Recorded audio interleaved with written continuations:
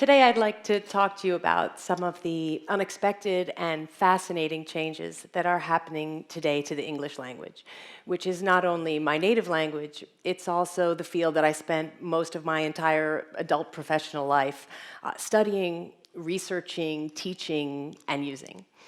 But before I tell you about the language that I teach, I need to tell you a little story about the language that I learned. 15 years ago, my husband and I moved here from Washington, D.C., and we came to Dubrovnik, and pretty much overnight, I went from being a language master, a language expert, to being a language invalid. I was really handicapped for the first time in my life in being able to communicate with the people around me. And of course, people here speak English. They speak English well. My husband was always willing to help me, but it was really obvious right away that if I wanted to have any sort of normal life here, I was going to have to learn the language. And it was a language I really didn't know anything about, and I was 30 years old, and how was I going to do this? Like millions of other people around the world who are in this situation, I didn't do it by going to school. I just lived in it. And so I started listening and reading and speaking and making terrible, embarrassing mistakes and getting stuck and trying again.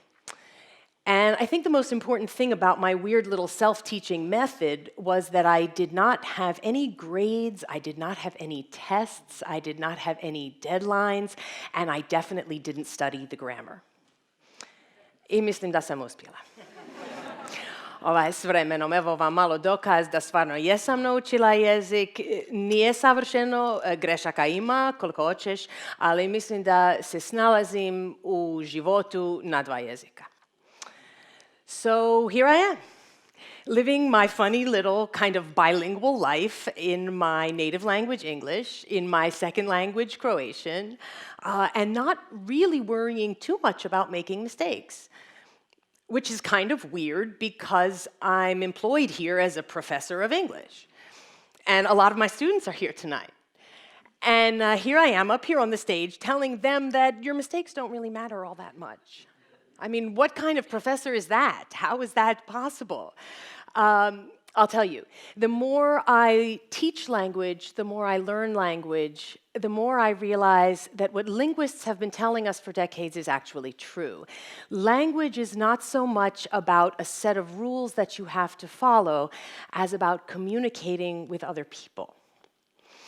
So, of course, I'm very happy when my students write correctly, but what's much more important to me and what's much more important for them and their future is that they feel at home in the English language and that they feel it's part of who they are. Isto kao se ja osjećam da je hrvatski jezik postao dio mene. So if we think about it this way, if we think about language as not so much like a bunch of rules, but more about communicating with other people, I think that's really going to help us understand some of the crazy kind of changes that are happening today with the English language. Of course, every language changes over time, but English is changing so fast right now that we can hardly keep up with it. And it's happening really for two reasons. First of all, of course, because our digital technology and social media are creating new forms of communication, new audiences, new purposes for our writing. And second of all, because native speakers have lost exclusive ownership of the English language. We are now a minority in the world. English belongs to the world. The world is going to go ahead and use English in whatever way makes sense and is interesting and useful for them. So I can show you now a little example of why the world is changing English, and some of the things that we used to think of as rules are really no longer true. So, for example, if this is going to work, there we go. Okay. Here's a little piece of language. What are we going to do with this? What is this? This is not a quiz. I'm going to give you the answer. Now, I could answer this question by saying, this is a semicolon. Semicolon is a mark of punctuation which is used to join together two independent clauses. But I don't think that's really very useful. And in fact, when I say things like independent clauses, I can feel about half the people in the room are just completely shutting down. And in fact, words like independent clauses are not really very useful for teaching people things, and they're actually really not necessary. So I would rather tell you that this little mark is something you can use to take two complete sentences and sort of stick them together when you don't want them to be completely separated by a full stop. Right? And I think that makes a little more sense. You can see, there you go, here's an example. The semicolon is poorly understood, semicolon. Many people use it incorrectly. The semicolon is like an expectant pause. It lets you know the sentence is not over. So I think that helps if we think of the semicolon that way, but still you have to remember that the semicolon is quite different from the comma, which is used to introduce a dependent clause. Nor is it the same as a colon, which is used for something else. Of course, it sometimes could substitute for a full stop, and occasionally, but not too often, a dash. However, you should not mix up these things. Each one has its own rules, and if you get them wrong, you will make a mistake. Now, that's one way of thinking about how we use language. And it's the one I think that's most familiar to us from our experience in school. And it's one of the reasons why people really hate writing, even in their native language. But if we look at this thing again, and I ask you to think about it a little differently, and I ask you a different kind of question, what do people really do with this thing? They do this. It turns out millions of people really don't care what the rules are or what you're supposed to do with this little thing. They're just going to go ahead and do whatever they want to do with it. And amazingly, other people understand it, and they like it, and it's fun. Now you're thinking like a linguist. Linguists do not care about telling people what they are supposed to do with language. Linguists are fascinated with observing what people really do with language. And for a linguist like that, there's no such thing as a mistake. There's no such thing as right and wrong. There's only successful communication. If you write something and someone else understands it, you have successfully communicated. And the only way you can fail is if somebody doesn't understand you or somebody misunderstands you.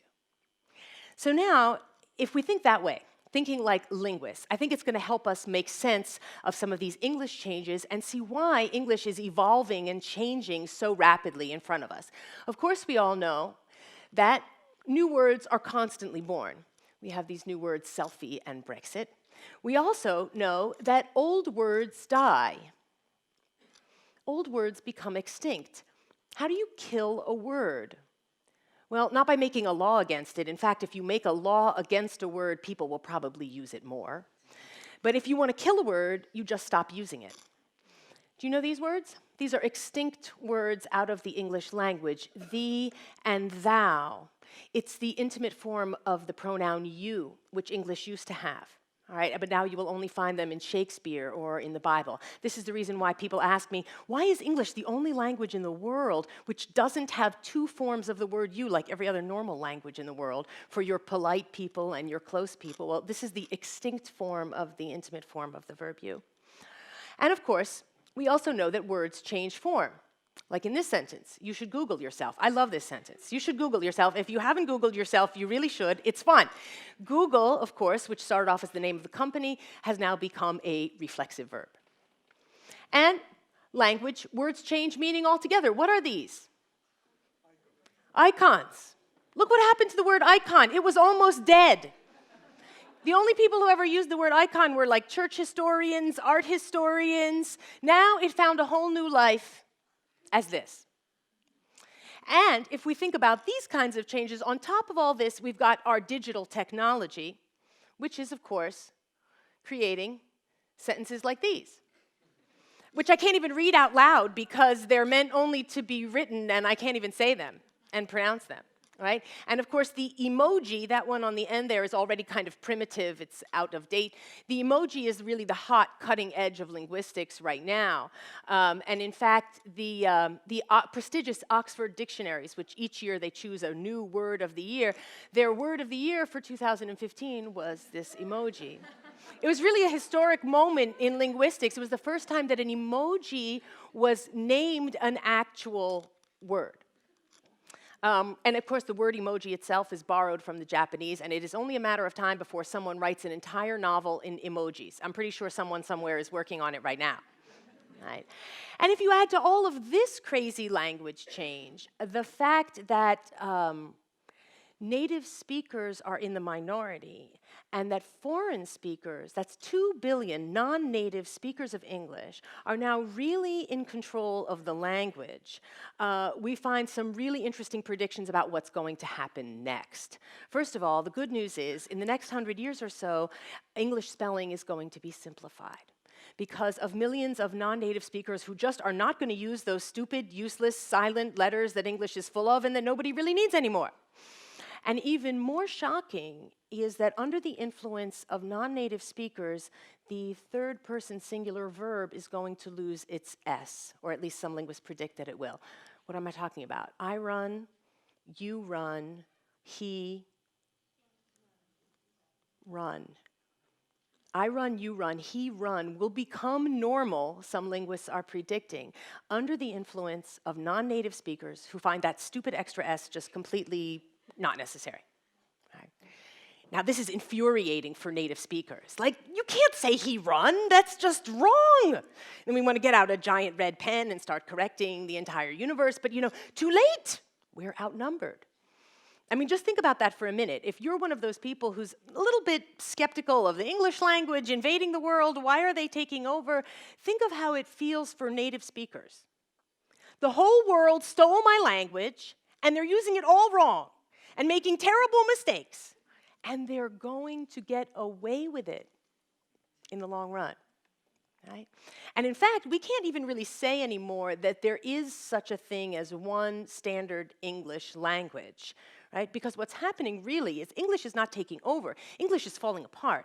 English is turning into a lot of little tiny different local varieties and types of English, which is why linguists have been talking for at least 20 years about the phenomenon of world Englishes in the plural. And of course, next time you turn on your spell checker, you'll see this. Right? It's not just a question of American English or British English or Australian English, right? But it's Indian English or Indonesian English or Jamaican English or Caribbean English. And my spell checker has 18 different forms of English in the spell checker. I think it's actually out of date. There's up to as many as 30 now, different forms of world English. Now, Croatia is not on the list. You can see it's missing from the Cs, although someday, who knows, it really might be. And if it ever is created into a Croatian English, I have a suggestion that I noticed.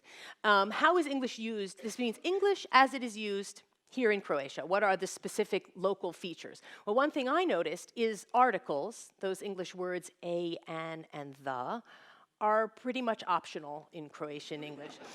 If you want to use them, if you like them, great, go ahead, nobody will stop you. But if you don't really like them, you can just leave them out. So English Croatia looks like this. Right?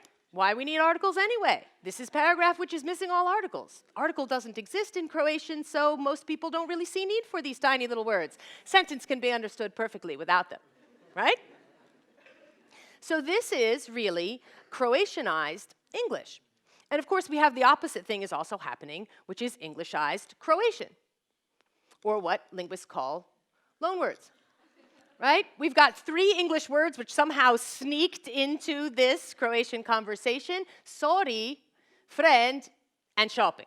Okay? But of course, what's so interesting is the first thing we need to do is fix the spelling, then we can go ahead and add the grammar elements. Okay?